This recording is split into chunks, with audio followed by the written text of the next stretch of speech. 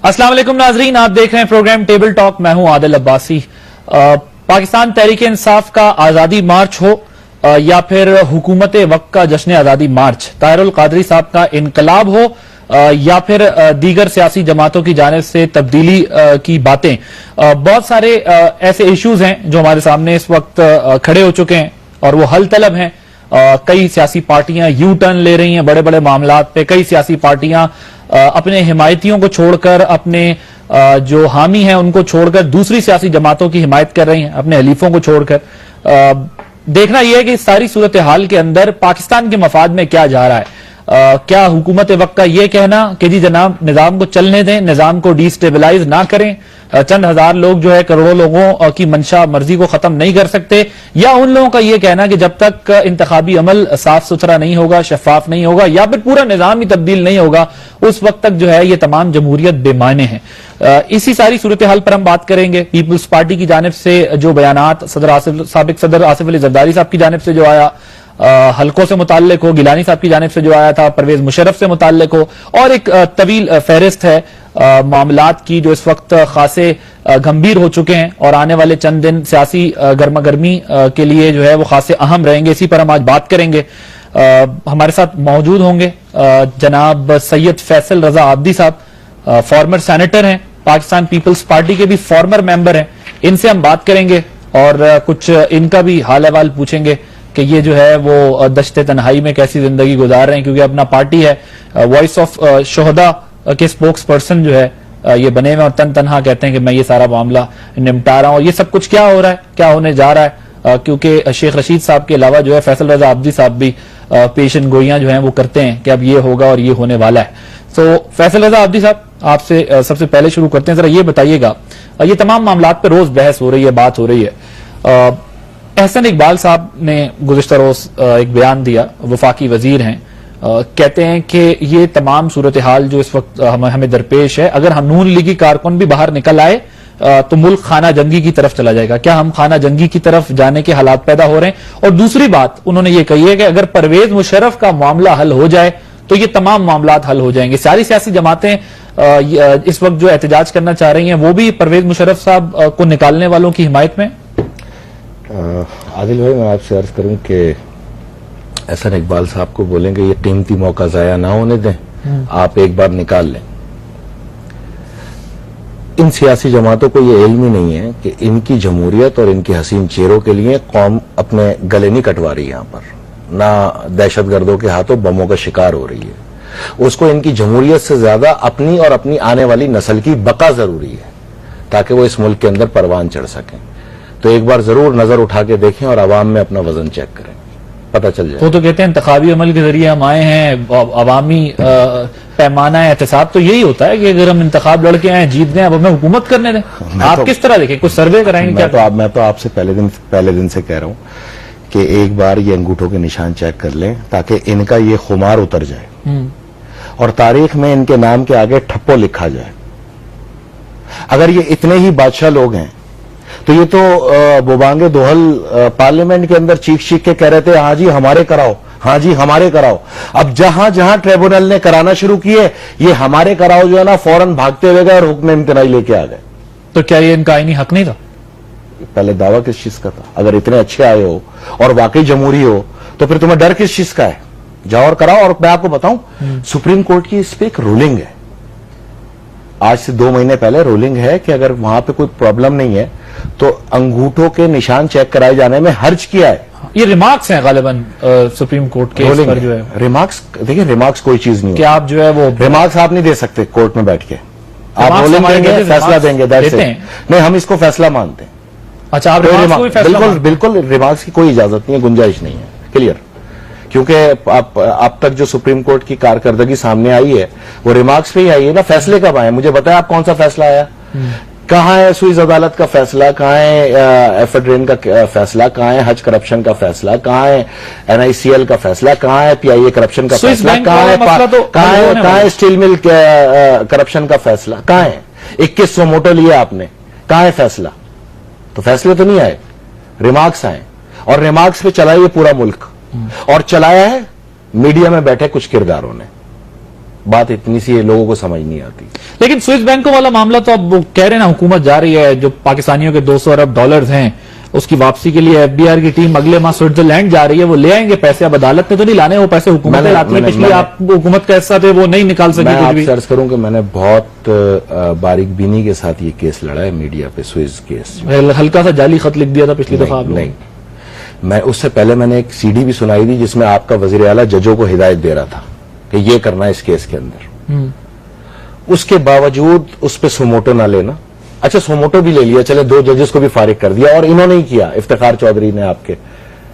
تو پھر بعد میں اس کو آپ کھول کے بیٹھ گئے. اگر وہ اتنا ہی غلط تھا تو اسی وقت فیصلہ دے دیتے نا. اس وقت تو آپ نے ججز کو غلط قرار دیا اور ان کو گھر بھیج دیا. تو میرا کیس بہت مضبوط تھا, اس لیے میں نے لڑا. ٹھیک ہے. اچھا, کیا معاملہ اسی طریقے سے جنرل پرویز مشرف صاحب کو چھڑانے کے لیے جو قوتیں ایکٹیو ہوئی ہیں وہی حکومت کے لیے پریشانیاں کھڑی کر رہی ہیں؟ کیونکہ آپ کو سیکوینس دیکھنا ہوگا. خواجہ آصف صاحب کے بیان کو نظر میں رکھیں, خواجہ سعد رفیق صاحب کے بیان کو نظر میں رکھیں, اور اب احسن اقبال صاحب کا یہ کہنا کہ یہ معاملہ آج حل ہو جائے, تمام چیزیں ڈیفیوز ہو جائیں گی. یہ کوئی ایشو آپ سے عرض کروں کہ ٹھیک ہے, ڈیفیوز ہو جائیں گی, نو ایشو. لیکن فرینڈز آف پرویز مشرف جو انہوں نے ایک لفظ استعمال کیا, تو وہ ان کے فرینڈ سے پوچھیں جو ان سے ملتے رہے, ان کے ساتھ رہے, ان کے ساتھ انہوں نے حکومت انجوائے کی, اور پھر تمام حکومتوں میں انہوں نے حکومت انجوائے کی, وہ ان سے پوچھیں.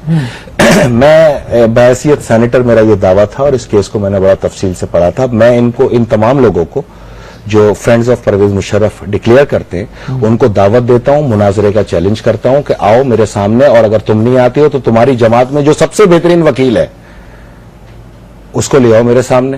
اس کے بھی نہیں آتی ہو تو تمہارے پاس ریٹائرڈ چیف جسٹسز موجود ہیں سپریم کورٹ کے, ان کو لے آؤ سامنے, اور آؤ اس پہ مناظرہ کریں کہ میں صحیح ہوں. میں یہ کہتا ہوں کہ پرویز مشرف نے آئینی کام کیا. اگر وہ ایمرجنسی نافذ نہ کرتا, آئینی کام کیا 3 نومبر 2007 کو, میں کہہ رہا ہوں آپ کو آئینی کام 12 اکتوبر 1999 کو, 12 اکتوبر کو نہیں, 3 نومبر کی بات کر رہے ہیں نا. آپ نے آئینی کام کہا تو میں نے کہا دونوں کنفرم کر لوں. وہ اس کو تو آپ کی سپریم کورٹ آلریڈی آئینی قرار دے چکی ہے, اس میں پرابلم کیا ہے؟ ٹھیک ہے نا. تو اس کے اندر جو ہے نا, میں آپ سے کہتا ہوں کہ میں اگر وہ یہ کام نہیں کرتا تو میں یہاں بیٹھ کے اس کو پھانسی کا مطالبہ کرتا, آرٹیکل 6 میں.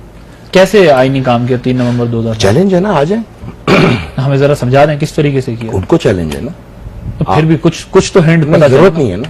مطلب ویسے آپ کا دعویٰ ہے نہیں, دعویٰ چیزوں پہ ہوتا ہے, دعویٰ ریسرچ پہ ہوتا ہے. آپ دعویٰ کر رہے ہیں, کچھ تو وجوہات ہوں گی, کوئی ریسرچ ورک ہوگا, کوئی ریفرنسز ہوں گے, کوئی کانٹیکسٹ ہوگا. بالکل ہے نا, مجھ سے زیادہ کون جانے گا, میں پارلیمنٹیرین رہا ہوں. اس آئین کو 5 سال سے میں ڈیفینڈ کر رہا ہوں کھلی, اور اس آئین کو ڈیفینڈ کرتے ہوئے میں تمام قوتوں سے ٹکرایا ہوں. تو میں اس آئین پہ اگر گرپ رکھتا ہوں, اور میں نے اس کیس کا پورا باریک بینی سے مطالعہ کیا ہے, تو میں آپ کو یہ دعوے سے کہتا ہوں اپنے مطالعے کے بیاف پہ کہ پرویز مشرف باعزت بری ہے. باعزت بری ہیں؟ ہاں, اور کیا. ٹھیک ہے. اور میں ایک اور بتاتا ہوں, وہ جو کہتے ہیں نا کہ جنہوں نے ساتھ دیا وہ بھی مجرم, ان کو بھی خوشخبری دوں, وہ بھی بری ہیں. وہ کیسے؟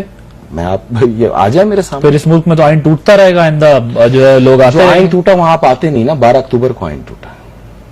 ٹھیک, ذرا آگے بڑھتے ہیں. اس سے آنے والے دنوں میں کیا کوئی بڑی سیاسی ہلچل ہونے جا رہی ہے, کچھ بڑا معاملہ ہونے جا رہا ہے؟ اور ہم نے دیکھ لیا کہ خان صاحب پاکستان تحریک انصاف کی یہ ڈیمانڈ ہے کہ جی آپ 4 حلقے کھلوائیں, پورا الیکشن کا آڈٹ کروائیں. وہ الیکٹورل ریفارمز لانا چاہتے ہیں. طاہر القادری صاحب انقلاب لانا چاہتے ہیں.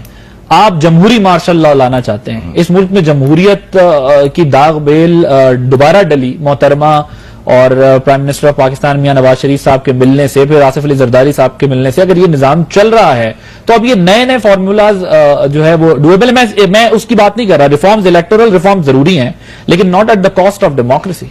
یہ سب بہت حسین لگتے ہیں, بہت اچھے لگتے ہیں, لیکن ایک پرامن معاشرے کے ساتھ. اگر آپ کو صبح گھر سے نکل رہے اور آپ کی ماں آپ کو امام ضامن باندھ رہی ہے اور بہن دعائیں دے کے رخصت کر رہی ہے دکان تک جانے کے لیے, تو پھر اس معاشرے میں آپ کی باتیں اچھی نہیں لگتی. پھر ایک ہی چیز اچھی لگتی ہے کہ جانور کو مارنے کے لیے جانور بن جاؤ. اور جو عزت دار لوگ ہیں جنہوں نے اپنی 82,000 لاشوں کے باوجود آج تک اسلحہ نہیں اٹھایا, ان کو احترام دیتے ہوئے, ان کے اس قانون پسندی کے نظریے کو احترام دیتے ہوئے آپ فوری طور پہ یہاں پہ آپریشن کا آغاز کرو جو نظر آنا چاہیے. اب اس ساری صورتحال کے اندر اگر میں یہ مطالبہ کر رہا ہوں تو میں صورتحال کو دیکھ کے کر رہا ہوں. اور میں آپ کو ایک اور بات بتاؤں, لوگ اکثر کہتے ہیں کہ ماشاء اللہ کے مطالبے کے بعد سیاست کا خاتمہ ہو جاتا ہے, تو میں ان کو یہ بتاؤں کہ میں سیاست کا خاتمہ کر کے اور پھر اس کا آغاز کیا ہے. تو اس کا مطلب یہ ہے کہ ایک تباہ حال شخص جس کے پاس نہ طاقت ہے، نہ ریاست ہے، نہ سیکیورٹی ہے، نہ کچھ، وہ اگر سامنے کھڑا ہو گیا ہے تو پھر میرا نقصان نہیں ہے، پھر جو ٹکرائے گا اسی کا نقصان ہے. نہیں مطلب کیسے؟ ابھی آپ ایک پارٹی کے بھی لیکن ممبر، آپ نے بڑی قیمتی بات کی، وہ بات رہ گئی کہ 4 حلقوں کے اندر جو ہے وہ انگوٹھوں کے نشان چیک کرانے اس کی تصدیق ہونی چاہیے کمیٹی میں. نہیں، آپ کوئی سوچنے والی بات ہے، کوئی سمجھنے والی بات ہے. کراچی میں سندھ میں 10 حلقے کھل گئے اور 10 کے 10 حلقوں میں سامنے آ گیا کہ 70% ووٹ جعلی ہیں، غیر تصدیق شدہ. کیا کر لیا آپ لوگوں نے جو اس 4 پہ کر لو گے؟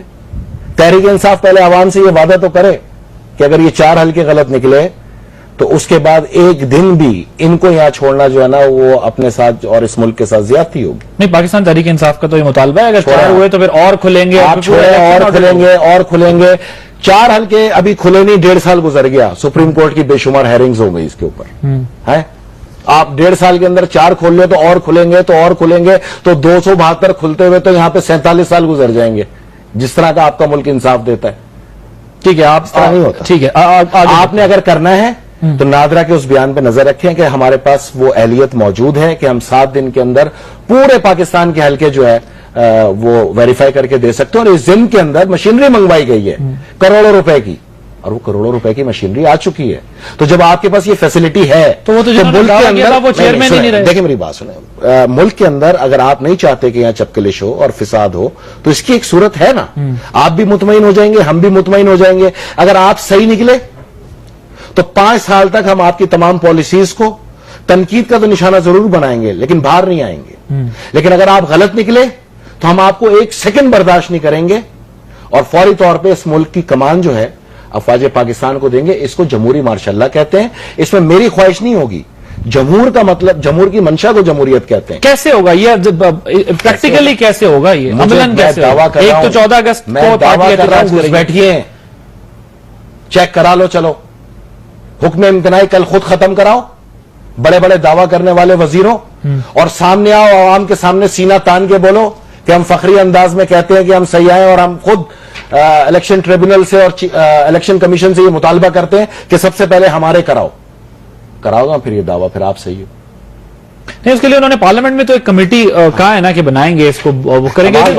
نادرا کہہ رہی ہے 7 دن میں آپ کو رزلٹ دے رہا ہوں. کس چیز کی کمیٹی؟ آلریڈی 10 حلقوں کے اندر ہو چکے ہیں. کوئی پہلی ایگزامپل تو نہیں ہے یہ پاکستان میں. مطلب کوئی تک والی بات ہے.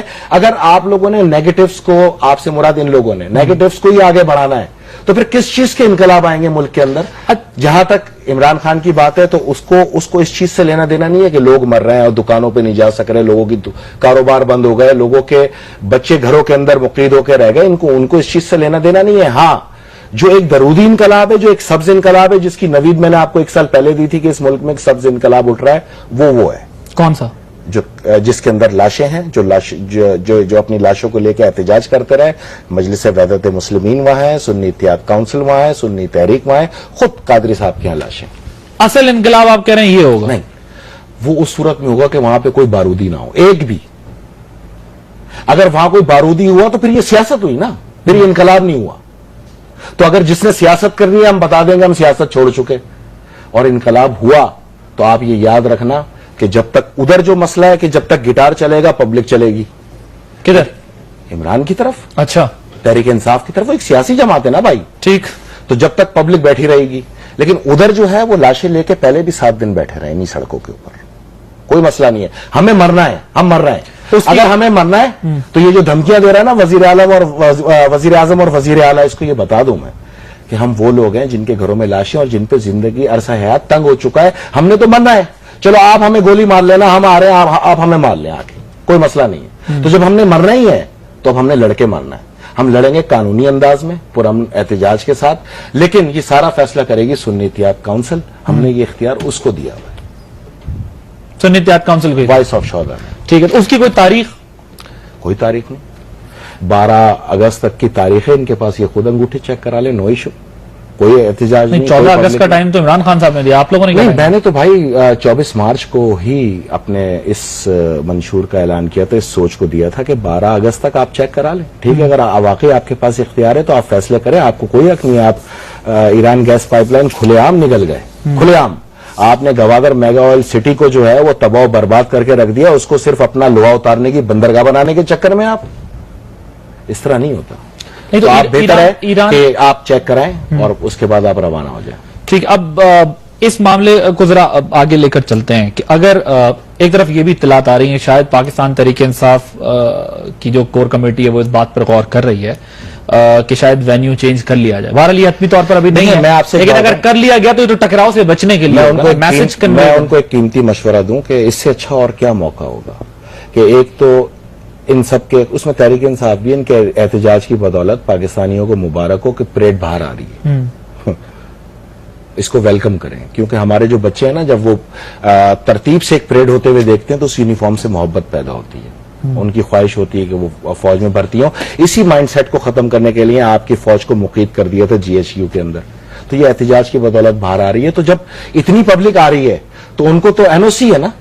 آپ تحریک انصاف کے کارکن بھی آ جائیں, قادری صاحب کے بھی کارکن آ جائیں, سنی اتحاد کونسل کے بھی آ جائیں, وہ بھی پریڈ دیکھیں. یہاں وزیر اعظم کو اس پریڈ کے دوران پتہ چل جائے گا عوام کیا چاہتی ہے. ٹھیک, یہاں پر ایک بریک لینی ہے. بریک کے بعد جب واپس آئیں گے تو جن کے بارے میں خاصا چرچا کرتے تھے فیصل رضا عابدی صاحب ماضی میں, ڈاکٹر ارسلان افتخار صاحب, وہ بھی جا چکے ہیں عمران خان صاحب کے خلاف الیکشن کمیشن میں, اور خود جو ہے وہ تحریک انصاف کے بھی 2 ممبر نیشنل اسمبلی گئے ہیں.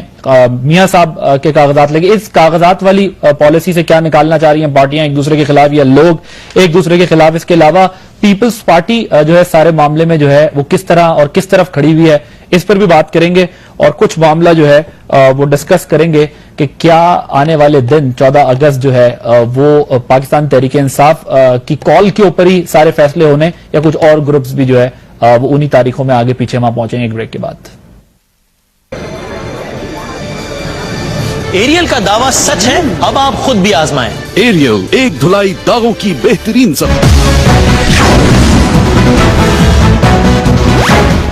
پروگرام میں خوش آمدید ناظرین. فیصل رضا عابدی صاحب, ذرا وقت کی کمی کی وجہ سے میں اب جو کچھ سوالات رہتے ہیں وہ آپ کے سامنے رکھتا ہوں, ذرا مختصراً اگر آپ جواب دے سکیں. ارسلان افتخار صاحب کے بارے میں آپ خاصے الزامات لگاتے رہے.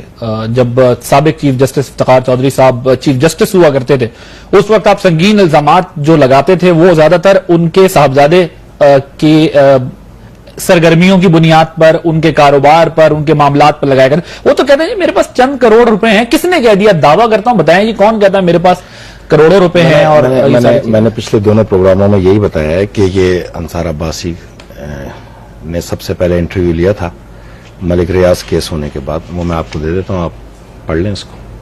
اس میں وہ خود کہہ رہا ہے 2011 کے اندر 12 میں کہ اس کے پاس 90 کروڑ ہیں. یہ لکھا میرے بزنس کی مالیت جو ہے وہ 900 ملین ہے. تو میں نے اس پہ کوئی الزام نہیں لگایا. میں نے تو چیف جسٹس آف پاکستان پہ الزام لگایا اور باقاعدہ ایک کتابچہ شائع کیا تھا اپنے الزامات کے ساتھ. اور وہ کیس جو ہے, اچھا اتفاق ہے کہ آج میرے پاس ہائی لائٹ نہیں ہوا ہوا کس کدھر ہے وہ؟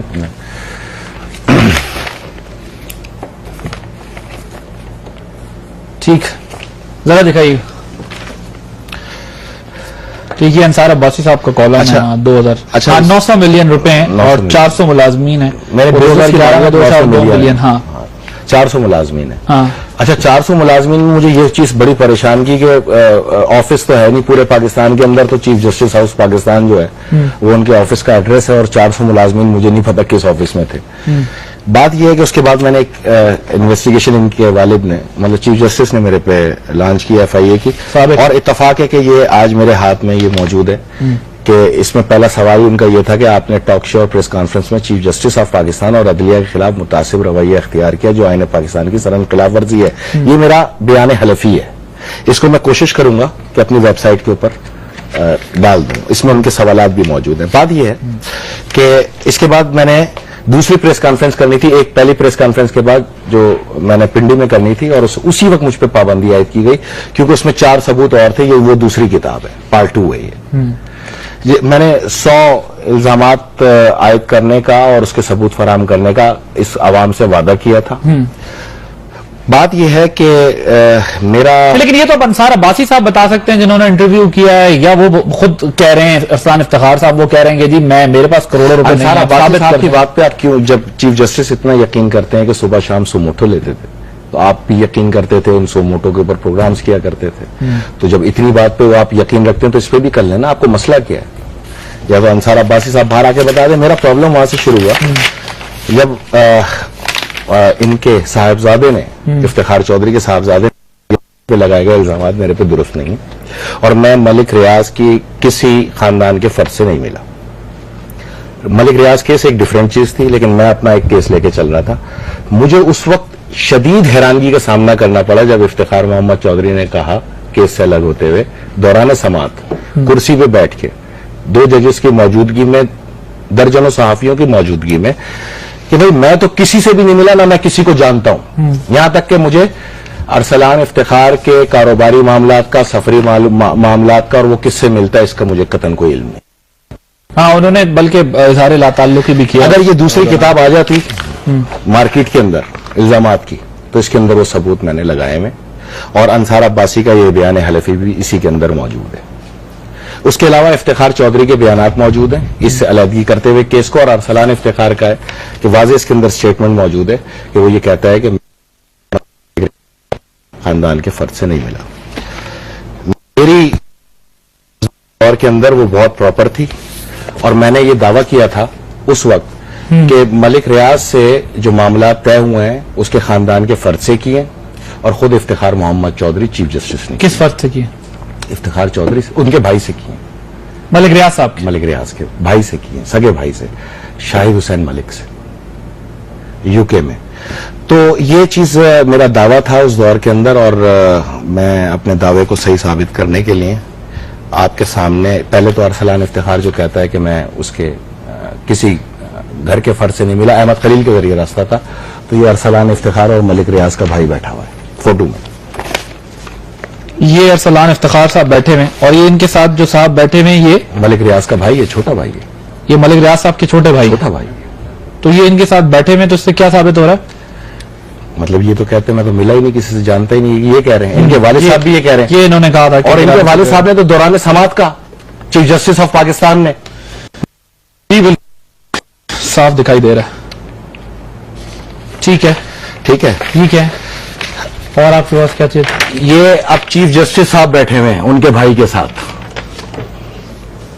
چیف جسٹس آف پاکستان جی. سابق جی. بیٹھے ہوئے ہیں دکھائے. ملک ریاض صاحب کے بھائی کے ساتھ. ہاں, اور یہ دوستانہ انداز میں بیٹھے تو نہیں ہے, ہیں, یہ دوستانہ انداز میں بیٹھے ہوئے ہیں. کوئی یہ مطلب کاریگری تو نہیں کی وہ ایڈوب فوٹو شاپ پہ بھی یار میں تو آپ کے سامنے پاکستان سے بھاگا تھوڑی ہوں, یہاں بیٹھا ہوں, جب چاہے بلا لینا.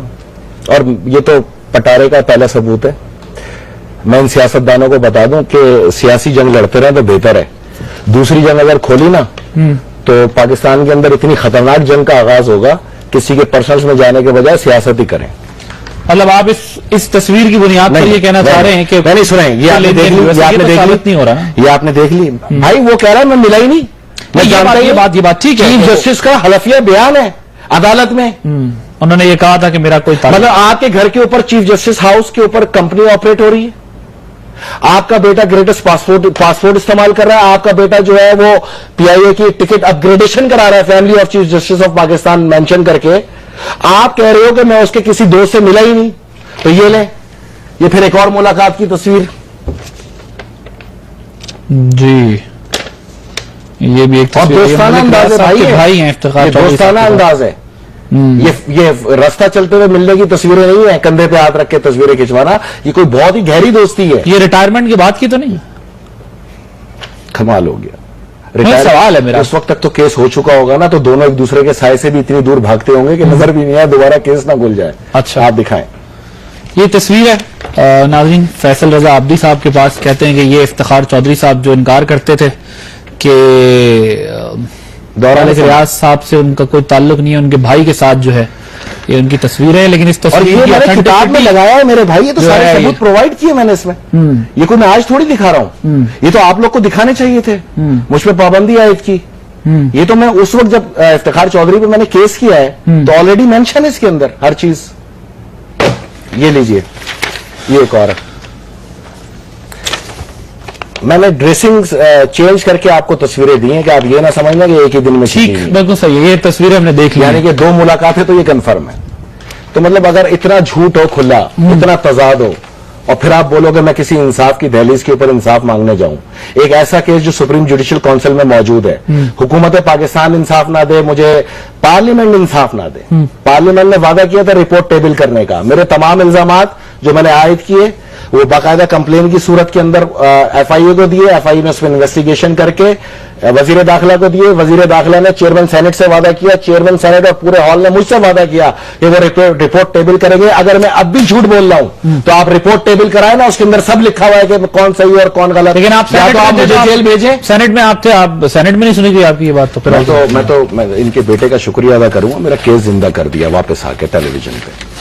انہوں نے خود ایک ٹیلی ویژن پروگرام میں گواہی دی ہے کہ میرے والد نے لون لے کے میری شادی کی ہے, تو یہی میرا گواہ ہے. گھر کا فرد ہی میرا گواہ ہے. اب سپریم جوڈیشل کونسل یا تو میرے کیس کا فیصلہ کرے. یہ تصاویر آپ دکھا رہے ہیں یا یہ نہیں تو جمہوری مارشاء اللہ, جمہوری مارشاء اللہ کس طرح لگے گا؟ تصویریں دکھا رہے ہیں, کیا کریں. میں یہ آپ سے کہہ رہا ہوں کہ یہ جو تصویریں آپ دکھا رہے ہیں, اب تو یہ ارسلان افتخار صاحب بتا سکتے ہیں, افتخار چودھری صاحب بتا سکتے ہیں کہ یہ تصویریں اصلی ہیں یا افتخار چودھری کو آپ بلائیں. اب تو وہ باہر آ کے لوگوں کے خلاف حق عزت کے دعوے دار کرنے کی باتیں کر رہے ہیں نا, باہر آ رہے ہیں. اب تو وہ ایک سیاسی بیانات دے رہے ہیں, ان کا سیاست میں آنے کا ارادہ بھی ہے اور وہ آئیں گے بھی. ان کو بلائیں, ان سے پوچھیں کہ اس کو ڈینائی کریں. یہ ذرا کوشش کیجئے گا, ٹرائی کریں, اگر ارسلان افتخار صاحب کو کال ملائیں, ان سے بات کرنے کی کوشش کریں, کیونکہ جو تصاویر فیصل رضا عبدی صاحب دکھا رہے ہیں اس سے متعلق اب ان کا کیا موقف ہے, اگر وہ تصدیق کرتے ہیں. اگر ارسلان افتخار صاحب ہمیں ٹیلی فون لائن پر, آپ افتخار چودھری کو لینا. افتخار چودھری صاحب تو اس وقت شاید دستیاب نہ ہوں. کیوں آپ سے پتا ہے کہ وہ دستیاب نہیں ہوں گے؟ نہیں, وہ ان کا نمبر جو ہے وہ شاید ابھی تک کسی میڈیا ہاؤس میں وہ اپیئر نہیں ہوئے, تو اس وجہ سے شاید نہ ہو. اس لیے ہم چاہ رہے تھے کہ ارسلان افتخار صاحب کو بلائیں جی, اگر پتہ کرتے ہیں کہ اور یہ بھی نہ ہونا تو ایک تو مہربانی کریں نا سب سے پہلے کہ آپ یہ تقاضا کریں نا کہ وہ رپورٹ ٹیبل کرو, انویسٹیگیشن رپورٹ. دودھ کا دودھ پانی کا پانی ہے نا, پھر پرابلم کیا اس کے اندر؟ میں نے جتنے الزام لگائے اسی پہ تو انویسٹیگیشن ہوئی ہے. آپ یہ کیوں نہیں کہتے کہ رپورٹ ٹیبل کریں؟ کوشش کریں, ٹرائی کریں. اگر فون ملتا ہے ذرا ان سے پوچھتے ہیں, کیونکہ جو تصاویر یہ دکھا رہے ہیں اس میں ارسلان افتخار صاحب جو ہے وہ بیٹھے ہوئے ہیں ملک ریاض صاحب کے بھائی کے ساتھ, اور افتخار چودھری صاحب کی بھی وہ تصاویر ہے. لیکن ان تصاویر کے اتھینٹک ہونے کے بارے میں فیصل رضا عبدی صاحب بھی بہتر طور پر بتا سکتے ہیں کہ جو تصاویر ان کے پاس ہیں یہ بالکل کسی بھی قسم کی ڈاکٹر یا ایڈیٹنگ یا کسی بھی قسم کا ایڈوب کا اس پہ کام نہیں ہوا ہوا. یہ اوریجنل پکچر میں ذرا سینٹ آف پاکستان سے تقاضا کریں نا. سینٹ آف پاکستان سے تقاضا آپ کو بھی کرنا چاہیے تھا, آپ کرتے بھی رہے ہیں اور آپ کی سنی نہیں گئی وہاں پر ایز سینیٹر. باقی میڈیا کے فورم سے بھی ہم یہ تقاضا کرتے ہیں, ظاہر ہے کہ جو رپورٹ سٹیبل ہونی چاہیے تھی جن میں وہ ریفرنسز ہے ہونی چاہیے, آپ کو چاہیے کہ یہ اصلی ہے یا نہیں. ٹھیک ہے, اچھا آپ ذرا یہ بتائیے گا, آگے بڑھتے ہیں اس معاملے سے متعلق, ہم دیکھتے ہیں. ایک دعویٰ اور بھی ہے کہ افتخار چودھری اپنے بیٹے کی ترقی کے لیے سیکٹری اسٹیبلشمنٹ کو خود فون کر کے دباؤ ڈالا کرتے تھے. یہ کیسے آپ ثابت کریں؟ میں نے اپنے کیس میں اس کے ثبوت پرووائڈ کیے ہیں, آپ وہ کتاب پڑھیے غور سے. اور میں آپ کو یہ بتاؤں کہ میں چاہتا ہوں کہ وہ اس کو بھی ڈینائی کریں. تو آپ کے پاس کوئی ظاہر سی بات ہے, یہ کدھر سے آتا ہے؟ یہ آپ کو پاکستان کے اندر ہر چیز میسر ہے, یہ تمام چیزیں اخبارات, آڈیو ریکارڈنگ والا معاملہ تھوڑا سا پتہ نہیں. آڈیو میں نے تو نہیں کہا کہ آڈیو کیا ہے, بس چھوڑے نا, میں آپ کو وہ پرووائڈ کروں گا کہ وہ چیز اتھینٹک ہے اور وہ اس چیز کے اندر کوئی جو ہے وہ ڈپلیکیشن نہیں ہو سکتی.